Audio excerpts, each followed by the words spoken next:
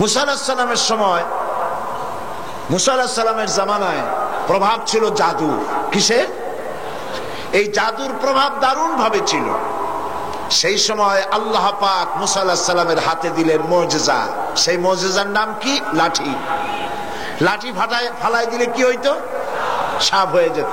সাপ যখন হা করত, তখন জাদুকরদের তৈরি করা বাঘ, সিংহ, বড় বড় সাপ, অজগর ইত্যাদি সব গিয়ে মুসা আলাইহিস সালামের লাঠি মার্কা সাপের পেটের মধ্যে গিয়ে ঢুকতো। জাদুকরেরা চিন্তা করত যে আমরা যেটা দেখাইছি এটা নিঃসন্দেহে জাদু, কিন্তু মুসা আলাইহিস সালাম যেটা দেখাইছেন এটা জাদু না। কারণ জাদু হলে সে তো এটা সমকক্ষ হতো, এ তো জাদু খাইয়া ফেলাইছে, কাজে এটা জাদু না, জাদুর বাবা অথবা জাদুর দাদা। মুসা আলাইহিস সালাম ইন্তেকাল করেছেন, কিন্তু এই মুজিজা তিনি ইন্তেকালের সাথে সাথে ক্লোজ হয়ে গিয়েছে। ওনার ইন্তেকালের পরে মুসা আলাইহিস সালামের কোন উম্মত ওই লাঠি দিয়ে আর একদিনের জন্য বড় সাপ তো দূরের কথা, একটা ছোট্ট সাপও বানাইতে পারে না। দাউদ আলাইহিস সালাম তিনি অস্ত্র নির্মাণ করতেন, অস্ত্র তৈরি করতেন। সেই লোহা দিয়ে, যে লোহা দিয়ে তিনি অস্ত্র তৈরি করতেন,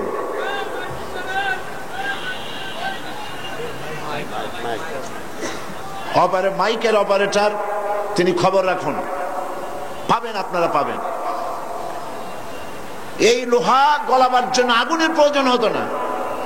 তিনি লোহা হাতের মুঠায় ধরে চাপ দিলে লোহা পানি হয়ে আঙ্গুলের ফাঁক দিয়ে পড়ে যেত। এটা ছিল তার মুজিজা। সুলাইমান আলাইহিস সালামের মুজিজা ছিল সকাল বেলায় বিনা মেশিনে, বিনা ইঞ্জিনের সিংহাসনে বসতেন, বাতাসের উপর থেকে 1 মাসের পথ অতিক্রম করে যেতেন, আবার সন্ধ্যা বেলায় আর 1 মাসের পথ অতিক্রম করতেন। এটা গল্প না কোরআন? কোরআন। ঈসা আলাইহিস সালাম অন্ধ লোকের চোখের উপরে হাত বুলিয়ে দিলে লোকটির চোখ ভালো হয়ে যেত। ঈসা আলাইহিস সালামকে আল্লাহ পাক উঠায় নেওয়ার পরে তার এই মুজিজা ওখানে শেষ হয়ে গিয়েছে। তার উম্মতেরা কেউ আর কোন অন্ধের চোখ ভালো বানাতে পারে না এই হাত বুলাইয়া। রাসূল করিম সাল্লাল্লাহু আলাইহি ওয়াসাল্লামের সময় মুজিজা ছিল, রাসূল করিম সাল্লাল্লাহু আলাইহি ওয়াসাল্লামের সময় সাহিত্যের প্রভাব ছিল দারুণ ভাবে, কবিতা এবং সাহিত্যে। সেই সময় আল্লাহ পাক কোরআন নাজিল করলেন তার কাছে। কোরআন দুনিয়ার সকল যুগের সমস্ত সাহিত্যের শিল্প, উৎকর্ষ, ভাষার লালিত্য, ছন্দ, এ সব কিছুকে উতরে কোরআন এমন এক পর্যায়ে আছে, কোরআনের সাহিত্য যাকে স্পর্শ করা পৃথিবীর কোন সাহিত্যিকের পক্ষে সম্ভব নয়। এই জন্য দুনিয়ার সব নবীরা মারা গেলেন, ঈসা আলাইহিস সালামকে আল্লাহ পাক উঠায় নিলেন, মুজিজার সাথে সাথে বন্ধ হয়ে গেল, মুজিজা আর চালু থাকে নাই। রাসূল করিম সাল্লাল্লাহু আলাইহি ওয়াসাল্লামের ইন্তেকালের পর তার মুজিজা তিনি কবরে নিয়ে যান নাই, মুজিজা রেখে গেছেন। কিয়ামত পর্যন্ত এই মুজিজা চলবে। এই মুজিজার নাম কি? সেই মুজিজা আমি চট্টগ্রাম তাফসীর মাহফিল সহ বিশাল বিশাল তাফসীর মাহফিলগুলিতে বলি, আপনারা কি মুজিজা শুনতে চান না দেখতে চান? লোকেরা বলে দেখতেই চাই, দেখতে পারলে আর শোনে কেনা। আমি তখন বলি যে দেখেন, এই মাহফিলের দিকেই তাকান, মুজিজা কারে বলে কোরআন শরীফের। এই বিশাল পল্টন মাঠের দিকে তাকান, আর একটু পরে এর আশেপাশেও জায়গা থাকবে না ইনশাআল্লাহ। যে কোনো রাজনৈতিক দল এরকম একটা সমাবেশ করতে হলে 1 মাস আগের থেকে পত্র পত্রিকা, মিছিল, পথসভা, সমাবেশ, তারপরে চতুর্দিকে বাস দিয়ে, গাড়ি দিয়ে লক্ষ লক্ষ টাকা খরচ করে মানুষ আনতে হবে, ঠিক কিনা? তারপরেও এইরকম জান্নাতের পরিবেশ হবে না। যা দাঁড়ানো তার থেকে, যা বসা তার থেকে দাঁড়ানো বেশি।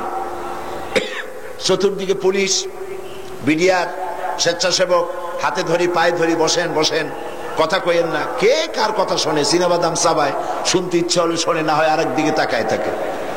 কিন্তু দেখুন তো, মাত্র 2-3টা পত্রিকায় বিজ্ঞাপন দেওয়ার সময় পেয়েছে ইসলামী পাঠাগার। পোস্টার নাই, হ্যান্ডবিল নাই, ব্যানার নাই, প্রচার নাই। আল্লাহ রাব্বুল আলামিন তার কোরআনের পাগল, কোরআনের প্রেমিক গোলামদেরকে হাজির করে দিয়েছেন। এটাই কোরআনের মুজিজা। এইটা হলো কোরআনের মুজিজা।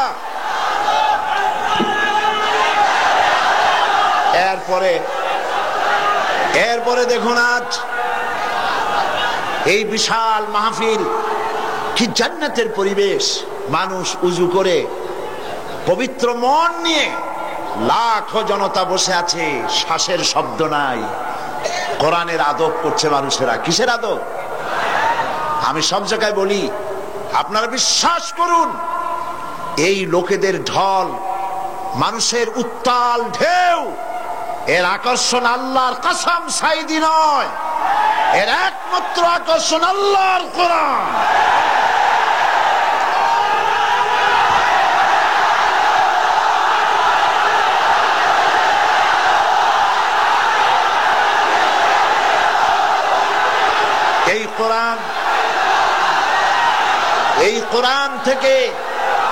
এই কোরআন থেকে মানুষকে বিচ্ছিন্ন করা যাবে না। আমি আপনাদের সামনে আলোচনা করব বিমাশিয়াতিল্লাহ তাআলা। আমি তো তেমন কিছু জানি না। সুবহানাকা লা ইলমা লানা ইল্লা মা আল্লামতানা। আল্লাহ যদি দয়া করে তার গোলামকে কিছু বলার জন্য ইহসান করেন, তবেই বলতে পারবো, নইলে আমার কাছে কিছুই নাই। ঢোল যেমন বাড়ি দিলে শব্দ অনেক দূর থেকে শোনা যায়, মনে হয় ভিতরে অনেক কিছু আছে, কিন্তু ঢোলের চামড়াটা ছিঁড়লে দেখা যাবে ভিতরে একদম শূন্য, কিছুই নাই। আমি এরকম একটা শূন্য মানুষ, ছোট্ট মানুষ, আল্লাহর এক গোলাম ছাড়া কিছুই নই। আল্লাহ পাক যদি দয়া করে বলার তৌফিক দেন বলবো। কিন্তু আপনাদেরকে কথা শোনাবার আগে, ওই যে প্রত্যেক দিন সাংবাদিক বন্ধুদেরকে ছেড়ে দিতে হয়, তাদের ব্যাপারে আমি পুরা সময়ের বক্তব্যের সারাংশ তাদের জন্য গুছিয়ে আমার কাছে রাখি, যেটা তাদের বললে ওনারা তাড়াতাড়ি নিয়ে চলে যেতে পারেন পত্রিকায় দেওয়ার জন্য। ওনাদের ব্যাপারে যে কথাগুলি বলবো, এরপরই আমি ওনাদের ব্যাপারে বলার অর্থ হচ্ছে সাংবাদিকদেরকে উদ্দেশ্য করে নয়, গোটা জাতিকে উদ্দেশ্য করে কথা বলছি। ওনারা হচ্ছেন আমাদের বন্ধু। ওনাদের মাধ্যমে কথাগুলি জাতির কাছে পৌঁছে। এটা যদি সবগুলি পত্রিকায় দায়িত্ব পালন করত, তাহলে কিসমত জাতির অনেক ভালো হয়ে যেত। এই সব মাহফিলে কথা হয় জাতি বিনির্মাণের কথা, চরিত্র তৈরির কথা, দেশ এবং জাতি গঠনের কথা, স্বাধীনতা সার্বভৌমত্বের কথা বলা হয়, স্বাধীনতা হেফাজতের কথা বলা হয়। সুতরাং এই কথাগুলি পত্রিকায় আসলে গোটা জাতি জানতে পারত, কিসমত ভালো হতো। তোমরা তা করলে না। তবে ইনশাআল্লাহ আল্লাহ যাদেরকে পয়সা দিয়েছেন আজকের মাহফিলে আছেন, আমি বলবো মিডিয়া কোনো নেগলেক্টেড সেক্টর নয়, মিডিয়া খুব গুরুত্বপূর্ণ অস্ত্র। আমার যদি সময় হয় তাহলে সে ব্যাপারেও কথা বলবো। যাদের পয়সা কড়ি আছে, পত্রিকা বের করা উচিত ইসলামকে টিকায় রাখার জন্য, মুসলমান টিকায় রাখার জন্য, বাংলাদেশের স্বাধীনতা সার্বভৌমত্ব হেফাজতের জন্য পত্রিকা প্রয়োজন। ইসলাম গতানুগতিক ভাবে কোন ধর্মের নাম নয়। ইসলাম হচ্ছে একটি বিপ্লবী মতাদর্শ, যা সমগ্র পৃথিবীর সমাজ ব্যবস্থাকে পরিবর্তন করে নিজস্ব আদর্শ অনুযায়ী ঢেলে সাজাতে চায়। আর ধর্মনিরপেক্ষবাদীরা চায় কোরআন হাদিস তথা রাসূল করিম সাল্লাল্লাহু আলাইহি ওয়াসাল্লামের আদর্শ বিবর্জিত মন গড়া আদর্শে সমাজ ও রাষ্ট্র চালাতে। ধর্মনিরপেক্ষতার অর্থই হচ্ছে ধর্মহীনতা। ধর্মনিরপেক্ষ রাষ্ট্র প্রতিষ্ঠার ব্যাপারে ধর্মনিরপেক্ষবাদীদের দৃষ্টিতে ওলামা, মাশায়েখ, ইসলামী আন্দোলন এবং মাদ্রাসা, মসজিদই হচ্ছে তাদের প্রধান বাধা। মুসলিম দেশসমূহের মধ্যে তুরস্কই হচ্ছে প্রথম ধর্মনিরপেক্ষ ইউরোপের মুরিদ রাষ্ট্র। ইসলামের শত্রুদের খরিদকৃত গোলাম কামাল পাশা তুরস্ককে ধর্মনিরপেক্ষ রাষ্ট্র বানাবার জন্য হাজার হাজার আলেমদেরকে হত্যা করেছিল। মাদ্রাসা শিক্ষা বন্ধ করে দিয়েছিল এবং ইসলামী আন্দোলনের নেতা কর্মী আলেম ওলামা দিয়ে জেলখানাগুলি ভরে ফেলেছিল। এখন বাংলাদেশেও হুবহু তুরস্কের কামাল পাশার অনুকরণে বর্তমান সরকার ইউরোপ, আমেরিকা এবং ভারতকে খুশি করার জন্য বাংলাদেশকে একটি পূর্ণাঙ্গ ধর্মনিরপেক্ষ রাষ্ট্রে পরিণত করার লক্ষ্যে ওলামা, মাশায়েখ ও মাদ্রাসা ছাত্রদের উপরে অত্যাচারের স্টিম রোলার চালাচ্ছে। অথচ একথা সর্বজনবিদিত যে দেশের ওলামা, মাশায়েখ এবং মাদ্রাসার ছাত্র এবং শিক্ষক সমাজ সবচাইতে বেশি শান্তিপ্রিয় এবং সন্ত্রাস ও দুর্নীতি মুক্ত। যেমন কলেজ বিশ্ববিদ্যালয়গুলোতে এ যাবৎ যত সন্ত্রাসী তৎপরতা এবং হত্যাকাণ্ড ঘটেছে, মাদ্রাসাগুলিতে তার 1000 ভাগের 1 ভাগও ঘটে নাই।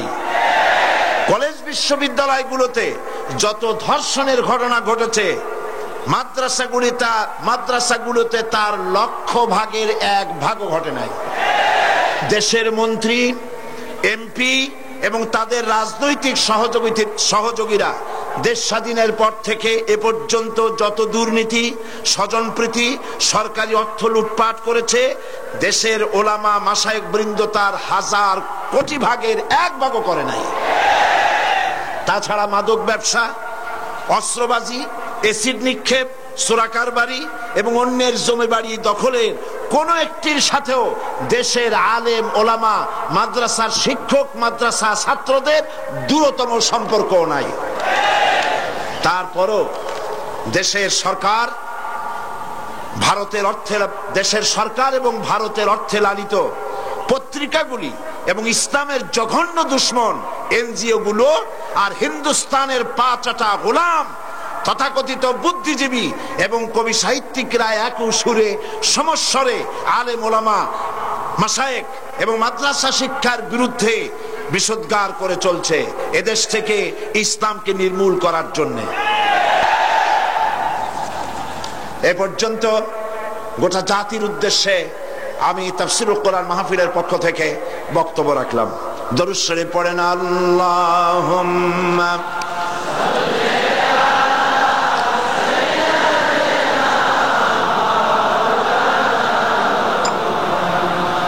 ওয়া আলা আলি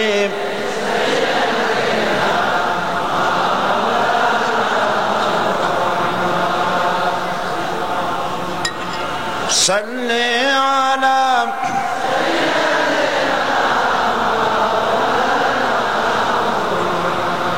وعلى آل سيدنا مولانا محمد। প্রিয় ভাইয়েরা, আল্লাহ রাব্বুল আলামিন এই পৃথিবীর মানব মণ্ডলীকে হেদায়েতের জন্য কোরআন দান করেছেন। এই কোরআন এসেছে মানুষের ভাগ্যকে সুপ্রসন্ন করার জন্য। কিন্তু অবস্থা কি দেখতে পাচ্ছি? আমরা দেখতে পাচ্ছি কোরআন যাদের কাছে পৃথিবীতে তারাই সব থেকে বেশি মার খায়, ঠিক কিনা? বসনিয়ায় মার খায় কারা? চেচনিয়ায় কারা? দাগেস্তান, বার্মায় কারা? ফিলিপিনে কারা? কাশ্মীরে কারা? প্যালেস্টাইনে কারা? সারা বিশ্ব জুড়ে আজ মুসলমানরাই মার খাচ্ছে। তার অর্থ কি এই দাঁড়াবে যে মুসলমানরাই হচ্ছে কোরআন তাদের কাছে আছে বলে এই কারণেই তারা মার খাচ্ছে? না। আল্লাহ রাব্বুল আলামিন কোরআনে কারীমের ভিতরে বলেছেন, তাহা মা আনজালনা আলাইকাল কুরআনা লিতাশকা। নবী হে, কোরআন আমি এই জন্য নাজিল করি নাই যে আপনি ভাগ্য বিপর্যস্ত হবেন, হতভাগ্য হয়ে যাবেন, এর জন্য কোরআন আসে নাই। কোরআন এসেছে ভাগ্যকে সুপ্রসন্ন করে দেওয়ার জন্য। যাদের কাছে কোরআন থাকবে তারা শাসিত হবে না, যাদের কাছে কোরআন থাকবে তারা বিশ্বকে শাসন করবে। আজ কোরআন ঘরে থাকা সত্ত্বেও আমরা এই কোরআন থেকে ফায়দা নিতে পারলাম না। এমন একখানা কিতাব যার কাছে আসতে বলে লোহাগুলি লোহাগুলি সোনা হয়ে যায়, পাথরগুলি হীরকখণ্ডে পরিণত হয়ে যায়।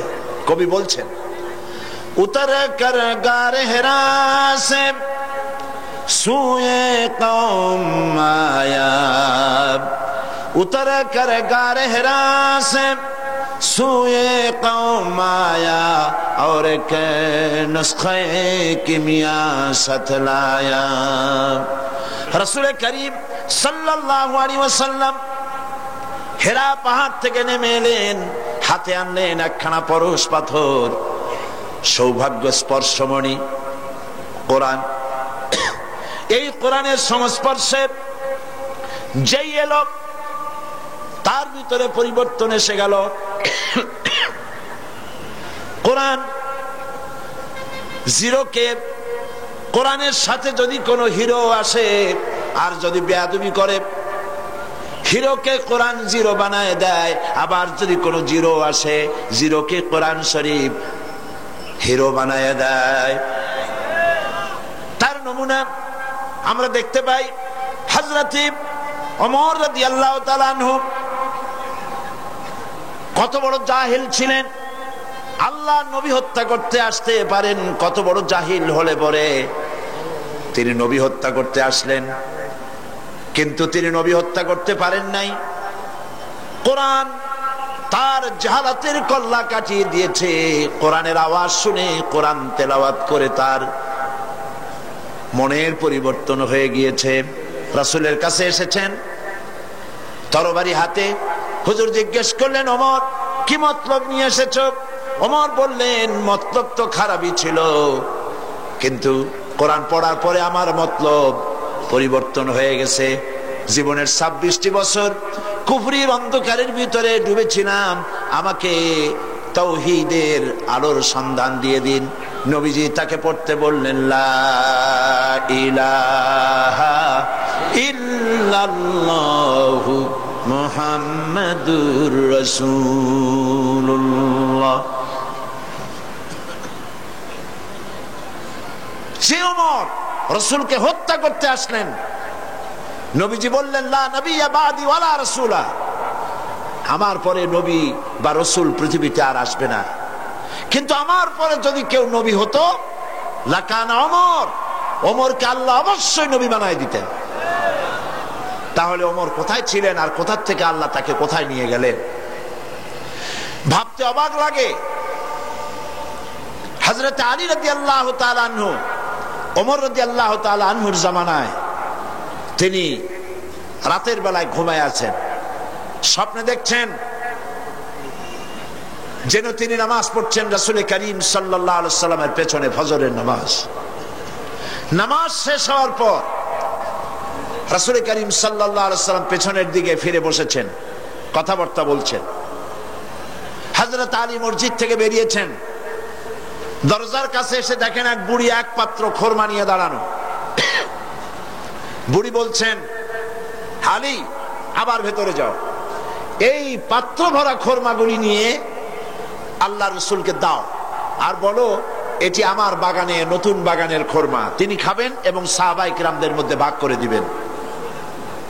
হযরত আলী ভেতরে প্রবেশ করলেন, হুজুরকে খোরমার পাত্র দিয়ে ঘটনা বিবরণ করলেন। রাসূল করিম সাল্লাল্লাহু আলাইহি সাল্লাম পাত্র থেকে একটি খোরমা উঠায়া হযরত আলীর মুখের মধ্যে দিলেন। হযরত আলী স্বপ্নের ভিতরে খেজুরটি খাচ্ছেন। ইত্যাবসারে ফজরের আজান হলো।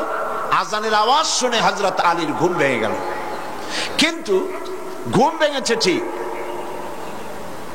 রাসূল করিম সাল্লাল্লাহু আলাইহি সাল্লামের হাতের দেওয়া খোরমার স্বাদ তখনও আলীর মুখের মধ্যে রয়েছে। উযু করে মসজিদ নববীতে প্রবেশ করলেন। তিনি দেখতে পাচ্ছেন মসজিদ নববীতে ইমামতির জায়গায় কে দাঁড়ানো? হযরত ওমর রাদিয়াল্লাহু তাআলা। ইসলামের নিয়ম এটা। ইসলামী শাসন ব্যবস্থায় রাষ্ট্রপ্রধান যিনি হবেন তিনি সেই দেশের সব থেকে বড় মসজিদে ইমামতি করার, খুতবা দেওয়ার যোগ্যতা তার থাকতে হবে। হযরত ওমর রাদিয়াল্লাহু তাআলা আনহু ফজরের নামাজ পড়লেন। এখন কিন্তু আর স্বপ্ন না, এখন কি বাস্তব। ফজরের নামাজ শেষ করে হযরতে ফারুক রাদিয়াল্লাহু তাআলা আনহু পেছনের দিকে ফিরে বসেছেন, হযরত আলী উঠেছেন। মসজিদ থেকে বেরোবেন, দরজার কাছে এসে দেখেন এক বুড়ি এক পাত্র খরমা নিয়ে দাঁড়ানো। বুড়ি বলছেন, আলী আবার ভেতরে যাও, এই পাত্র ভরা খরমা নিয়ে আমিরুল মুমিনিনকে বলো এটি আমার নতুন বাগানের খরমা, যেন তিনি খান আর রাসূলুল্লাহর সাহাবীদের মধ্যে যেন ডিস্ট্রিবিউট করে দেন। হযরত আলী দেখছেন কি আশ্চর্য কথা, যা স্বপ্নে দেখলাম তাই বাস্তব হচ্ছে। ভেতরে গিয়ে আমিরুল মুমিনিনকে খরমার পাত্র দিলেন আর ঘটনা শোনালেন। বুড়ি এভাবে পাঠায়েছে তার নতুন বাগানের খরমা, এই সব বললেন। হযরত ওমর খরমার পাত্র থেকে একটি খরমা উঠিয়ে হযরত আলীর মুখের মধ্যে দিয়ে দিলেন। হযরত আলী খরমা চিবোচ্ছেন, খুব মজা লাগতেছে। হযরত আলী বলছেন, ওমর পাত্রে তো খরমা অনেক আছে, সবাইকে যদি একটা দুইটা করে দাও তারপরেও থাকবে, খরমা খুব মজা, তুমি দাও না আমাকে আরেকটা বেশি। জিদনি তামরাতান উখরা, আমাকে আরেকটা খরমা দাও। হযরত ওমর বলছেন, ইয়া আলী লাউ আন্না রাসূলুল্লাহ সাল্লাল্লাহু আলাইহি ওয়াসাল্লাম যাদাক লাজিদনাক। হে আলী, রাসূল করিম সাল্লাল্লাহু আলাইহি ওয়াসাল্লাম স্বপ্নের ভেতরে তোমাকে যদি একটার বেশি খরমা দিতেন, আমিও তোমাকে একাধিক খরমা দিয়ে দিতাম। হযরত আলী রাদিয়াল্লাহু তাআলা আনহু বলছেন, ইয়া ওমর আহিয়া রুইয়া রাআইতাহা আম হিয়া গায়বুন আম ইত্তালাত আলাইহি। এটা কি, এটা কি তুমি স্বপ্ন দেখেছো আমার মতো, না গায়ব থেকে তোমাকে জানানো হয়েছে? আমাকে রাসূলুল্লাহ স্বপ্নে একটা খরমা দিলেন, তা তুমি টের পাইছো কেমনে, কিভাবে টের পেলে? এটা কি স্বপ্ন দেখেছো না গায়ব? হযরত ওমর বলছেন, ইয়া আলী ওয়াল্লাহি মা হিয়া রুইয়া ওয়ালা গায়ব ওয়ালাকিন্নাল মুমিনা ইযা আখলাসা কলবাহু ইয়ারা বিনূরিল্লাহ। মূল বক্তব্য হচ্ছে এই, হে আলী এটা স্বপ্নও নয়, এটা গায়ব থেকেও আমাকে জানানো হয়নি। মূল কথা হচ্ছে আল্লাহর কোন মুমিন বান্দা যখন আল্লাহর জন্য হয়ে যায়, ব্যক্তিতে, পরিবারে, সমাজে, রাষ্ট্রে, জীবনের সব ক্ষেত্রে যদি কোনো মুমিন বান্দা আল্লাহর গোলাম হয়ে যায়, তো আল্লাহর সাহায্যেই সে দেখতে পায়। হযরত ওমর কোথায় ছিলেন আর কোরআন তাকে কোথায় নিয়ে গেল, সুবহানাল্লাহি ওয়া বিহামদিহি। সেই কোরআন, এই দিকটা মাইক পাচ্ছে না, অপারেটর পাঠায় দিন, পাবেন ইনশাআল্লাহ পাবেন। কোরআন পৃথিবীতে মানব গোষ্ঠীর হেদায়েতের জন্য এসেছে। সেই কোরআন থেকে বিগত দুদিন আমি আলোচনা করেছি আপনাদের সামনে সূরা আস-সাফ থেকে। আসুন, কুম আলা তিজারাতিন তুনজিকুম মিন আযাবিন আলীম তুমিনুনা বিল্লাহি ওয়া রাসূলিহি ওয়া তুজাহিদুনা ফি সাবিলিল্লাহি বিআমওয়ালিকুম ওয়া আনফুসিকুম যালিকুম খায়রুল লাকুম ইন কুনতুম তা'লামুন। সাদাকাল্লাহুল আযীম। আল্লাহ পাক বলছেন, হে বিশ্বাসীরা, যারা তোমরা ঈমান এনেছো, শোনো, আমি কি তোমাদের কেমন একটি ব্যবসার কথা বলবো না, যে ব্যবসায় তোমাদেরকে জাহান্নামের কঠিন শাস্তি থেকে রক্ষা করবে? তার মানে অবশ্যই বলবো, সেই ব্যবসাটা হচ্ছে আল্লাহর সাথে ব্যবসা করতে হবে। ব্যবসার পুঁজি কয়টা বলেছিলাম? তিনটি। একটি হলো ঈমান বিল্লাহ, আল্লাহর প্রতি ঈমান, আরেকটি হচ্ছে রাসূলের প্রতি ঈমান, আরেকটি হচ্ছে, জোরে বলুন, আমরা আল্লাহর প্রতি ঈমানের কথা আলোচনা করেছি, রিসালাতের প্রতি ঈমানের কথা কিছুটা বলেছি, বাকি কথা আজকে আলোচনা করতে চেষ্টা করব ইনশাআল্লাহ। তবে আপনারা খেয়াল রাখবেন, শয়তান যেন কাউকে মাহফিল থেকে উঠায় দিতে না পারে, সেজন্য খেয়াল রাখবেন, মজবুত হয়ে বসতে চেষ্টা করবেন, যাতে সবগুলি কথা শোনার সৌভাগ্য অর্জন আমরা করতে পারি। আর আখিরি মোনাজাত, এই লাখো জনতার বিশাল মোনাজাতে আমরা যেন শরীক হতে পারি। আল্লাহ যেন তৌফিক দান করেন, বলি আমিন। রাসূলের প্রতি ঈমান, সেই ইমানের কিছু কথা গতকাল বলেছিলাম, আজকে বাকি আরো কিছু কথা। রাসূলের প্রতি ইমানের অর্থ শুধু এতটুকু নয় যে মাথায় টুপি পরলাম, দাড়ি রাখলাম, জামা গায়ে দিলাম, এতটুকুনি শুধু নয়, বরং রাসূল হচ্ছেন আমাদের আদর্শ, এটা বিশ্বাস করতে হবে। রাসূল আমাদের কি? অনেকে বলে আমরা অমুকের আদর্শ, আমরা অমুকের আদর্শের সৈনিক, বলেন এরকম? এর কোনো মানে নেই। আল্লাহ শিখাচ্ছেন, লাকাদ কানা লাকুম ফি রাসূলিল্লাহি উসওয়াতুন হাসানাহ। আল্লাহ পাক বলেন তোমাদের জন্য তোমাদের মহত্তম আদর্শ তোমাদের রাসূলের ভেতরে আমি রেখে দিয়েছি। আল্লাহর নবী হচ্ছেন তোমাদের জন্য শ্রেষ্ঠ আদর্শ। সর্বশ্রেষ্ঠ আদর্শ কে? আদর্শ তো তিনিই হবেন যার জীবন কলুষতা মুক্ত, জীবনে কোনো কালিমা নাই, তিনি হবেন আদর্শ। পৃথিবীতে মানুষেরা নিজেরা নিজেদের জন্য অনেক নেতা বানায়। এখন প্রকৃতপক্ষে নেতা কে হবেন? বিশ্বনবী মুহাম্মদ সাল্লাল্লাহু আলাইহি ওয়াসাল্লাম। এই জন্য আমাদের প্রাণ প্রিয় স্লোগান আল্লাহু আকবারের পরে তোমার নেতা আমার নেতা, এটা কি সকলের জন্য? তাহলে জান খুলে পড়ে বলেন না তোমার নেতা আমার নেতা কে? বলেন সাল্লাল্লাহু আলাইহি ওয়াসাল্লাম। তিনি হচ্ছেন আমাদের নেতা। আমি এর জন্য মাঝে মধ্যে প্রশ্ন করি, আপনারা যাদেরকে নেতা মানেন, নেতার প্রশংসায় রাত দিন 24 ঘন্টা জিকির আজগার করেন, সেই নেতা জীবনে মিথ্যা কথা বলে নাই, মানুষকে ঠকায় নাই, জেনা ব্যভিচার করে নাই, হত্যা করে নাই, প্রতারণা করে নাই, মদ পান করে নাই, এ ব্যাপারে আপনারা কি নিশ্চিত? তাহলে কিভাবে নিজেরা নেতা তৈরি করে তার পিছনে ঘোরেন? নেতা তো তিনি যার জীবনে কোনো কলুষতা নাই। তিনি কে? বিশ্বনবী মুহাম্মদুর রাসূলুল্লাহ সাল্লাল্লাহু আলাইহি ওয়াসাল্লাম। পৃথিবীর সমস্ত নেতাদের ক্যারেক্টার দুই রকম। ক্যারেক্টার কয় রকম?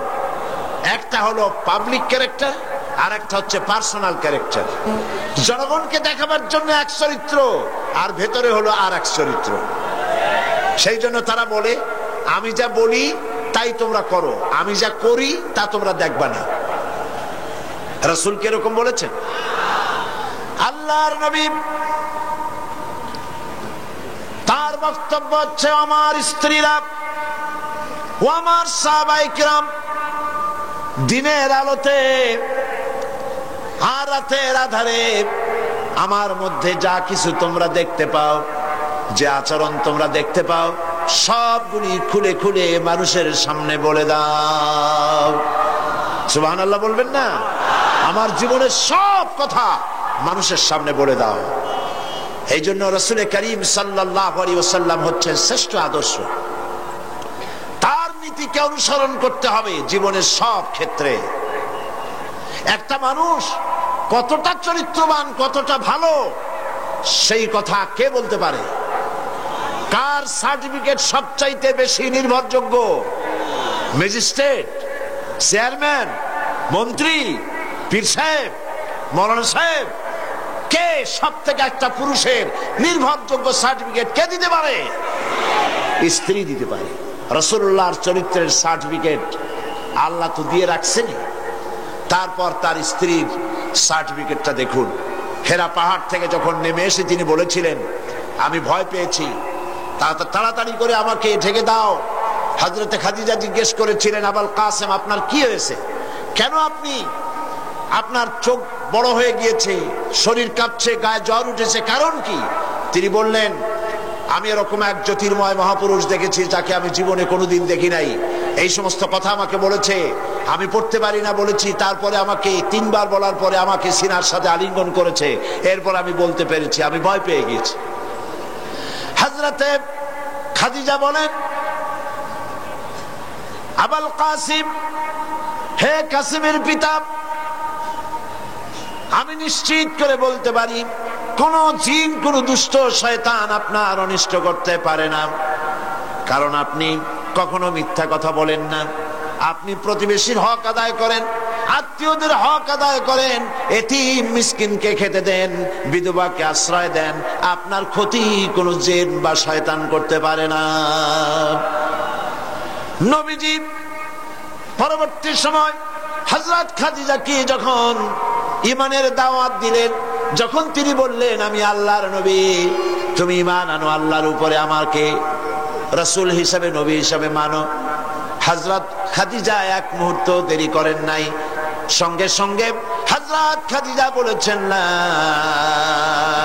ইলাহা ইল্লাল্লাহু মুহাম্মাদুর রাসূলুল্লাহ। হে কাসেমের পিতা, আমি অবশ্যই বুঝতে পেরেছি আপনি আল্লাহর নবী। বিগত বছরগুলিতে আপনার মধ্যে যে আখলাক, যে চরিত্র দেখেছি, এটা কোনো সাধারণ মানুষের চরিত্র হতে পারে না। রাসূল করিম রাসূলের উপর ঈমান আনার অর্থই হলো তার আদর্শের অনুসরণ করা, অনুকরণ করা, তিনি যা বলেছেন সবটা করা, যা করেছেন সবটা করা, মেনে নেওয়া। এইখানে যদি দ্বিধাদ্বন্দ্ব থাকে তাহলে তো মুমিন হওয়া যাবে না। হযরত ওমর রাদিয়াল্লাহু তাআলা আনহুর কাছে এক লোক এসে বলেছিল, এক মুসলমান একটা বিচারের সানি করতে এসেছিল, বলছে ওমর একটা বিচারের সানি করে দাও, দ্বিতীয়বার বিচারটা করে দাও। তো প্রথমবার কার কাছে গিয়েছিলে? তো তিনি বললেন যে আমি প্রথমবার তো মুহাম্মদ সাল্লাল্লাহু আলাইহি ওয়াসাল্লামের কাছে গিয়েছিলাম, আমি মুসলমান মানুষ, আমার বিরুদ্ধে ইহুদি কেস দায়ের করলো, হুজুর সাক্ষী প্রমাণ নিয়ে আমি মুসলমান, নামাজ পড়ি, যুদ্ধে যাই, চাঁদা দেই, আমার বিরুদ্ধে রায়টা দিলেন, এটা কি সঠিক হয়েছে? আপনি বরং এই সবকিছু শুনে মিলে এটাকে দ্বিতীয়বার বিচারটা করে দেন। হযরত ওমর রাদিয়াল্লাহু তাআলা আনহু বললেন দাঁড়াও, অপেক্ষা করো, আমি বিচার করতেছি। ঘরের মধ্যে প্রবেশ করলেন, তরবারি একখানা নিয়ে আসলেন, আর তরবারি দিয়ে আঘাত দিলেন। বললেন আল্লাহর বান্দা, রাসূল করিম সাল্লাল্লাহু আলাইহি ওয়াসাল্লাম বিচার করার পর সেই বিচার যে মানতে পারে না, তার বিচার তো এরকম করে করে দিতে হয়। লোকটি দ্বিখণ্ডিত হয়ে গেল। রাসূলের কাছে খবর এলো ওমর রাদিয়াল্লাহু তাআলা আনহু মুসলমান হত্যা করেছেন। চতুর্দিকে বদনাম ছড়িয়ে গেল। রাসূল করিম সাল্লাল্লাহু আলাইহি ওয়াসাল্লাম চিন্তায় পড়ে গেলেন, হযরত ওমর এতটা করতে গেলেন কেন? আল্লাহ পাকের পক্ষ থেকে আয়াত নাজিল হয়ে গেল। আল্লাহ রাব্বুল আলামিন শোনালেন, ফালা ওয়া রাব্বিকা লা ইউমিনুন, হে নবী আপনার রবের কসম, আপনার আল্লাহর কসম, যেই ব্যক্তি ঈমানের দাবি করে, মুসলমানের দাবি করে, আপনার হুকুম, আপনার সিদ্ধান্ত মানতে দ্বিধা দ্বন্দ্বে ভোগে, সে কখনোই মুমিন হতে পারে না, সে মুমিন নয়। ওমর যাকে হত্যা করেছে সে মুসলমান নয়, মুনাফিক। সুতরাং ইসলাম কবুল করলে ইসলামের সবটা মানতে হবে, অল্প একটু মানলে হবে না। রাসূল করিম সাল্লাল্লাহু আলাইহি সাল্লামকে তার উপর ঈমান আনতে হলে সম্পূর্ণটাই মানতে হবে।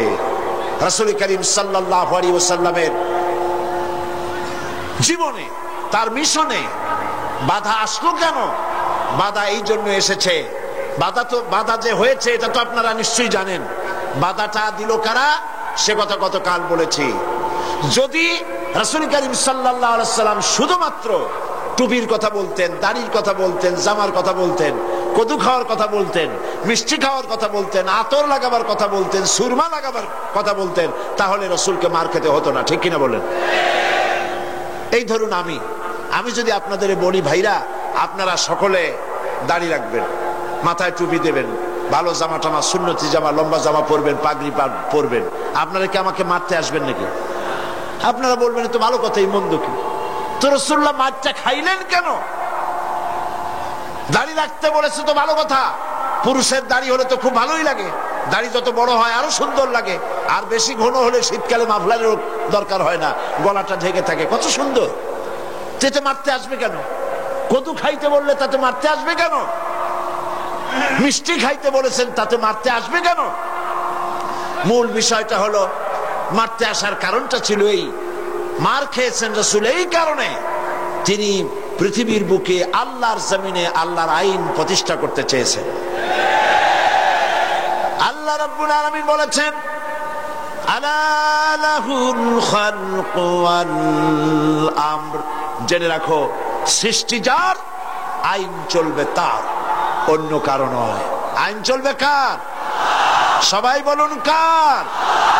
আল্লাহ পাকের আইনকে জমিনে প্রতিষ্ঠার জন্য পয়গম্বরেরা দায়িত্ব পালন করে গেছেন। সুতরাং নবীর উপরে ঈমান আনার অর্থ ইয়া নবী সালাম আলাইকা বলা নয় শুধু, নবীর উপর ঈমান আনার অর্থ দাড়ি আর টুপি লাগানো নয় শুধু, নবীর উপরে ঈমান আনার অর্থ হলো দাড়ি টুপি জামা সহ, পাগড়ি সহ, মেসওয়াক সুরমা যা যা রাসূল করেছেন বলেছেন সব সহ দিন প্রতিষ্ঠার জন্য জিহাদে অংশগ্রহণ করতে হবে।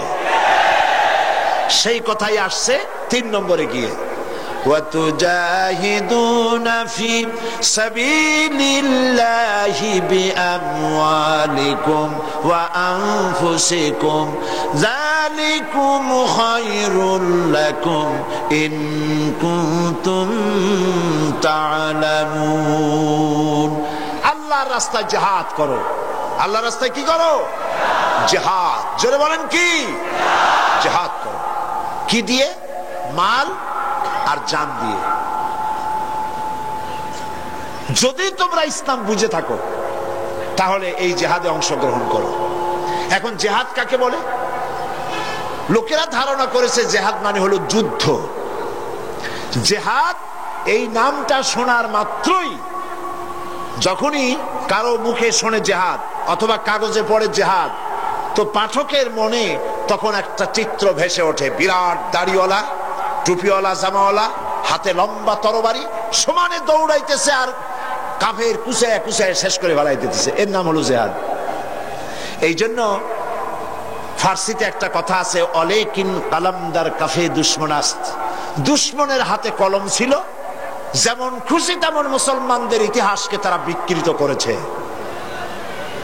জিহাদ মানে যুদ্ধ নয়, জিহাদ মানে হোলি ওয়ার নয়, জিহাদ মানে হার্ব নয়, জিহাদ মানে কিতাল নয়। যুদ্ধ এটার আরবি কিতাল হতে পারে, হার্ব হতে পারে, ওয়ার হতে পারে, কিন্তু জিহাদ শব্দের অর্থ এগুলি নয়। জিহাদ কি?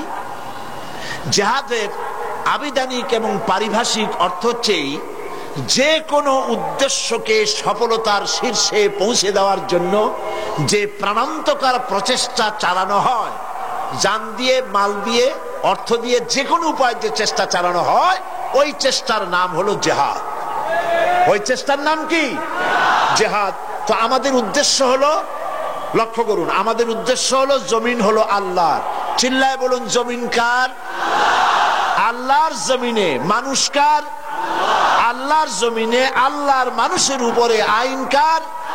আল্লাহ পাকের আইনকে প্রতিষ্ঠিত করার জন্যে আমি যদি বই লেখি, এটা আমার লেখার জিহাদ।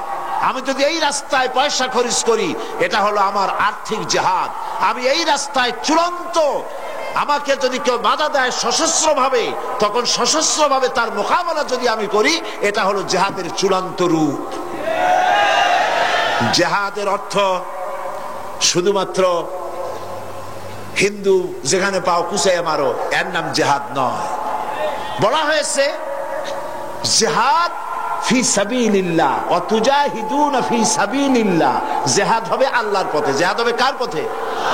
পৃথিবীতে যত যুদ্ধ হয়, আমেরিকা যুদ্ধ করছে, ইউরোপ করছে, ইন্ডিয়া করছে, পৃথিবীর বিভিন্ন দেশ এক দেশ আর এক দেশের সাথে যুদ্ধ করে। উদ্দেশ্য কি? উদ্দেশ্য হলো দেশের সীমা আরো বাড়ানো, ঠিক কিনা? অর্থ লুটপাট করা, ঠিক কিনা? চুরি করা, ডাকাতি করা, ছিনতাই করা, ক্ষমতা বাড়ানো। এই জন্য এ হচ্ছে ক্ষমতা প্রতিষ্ঠিত করার জন্য তাদের লড়াই।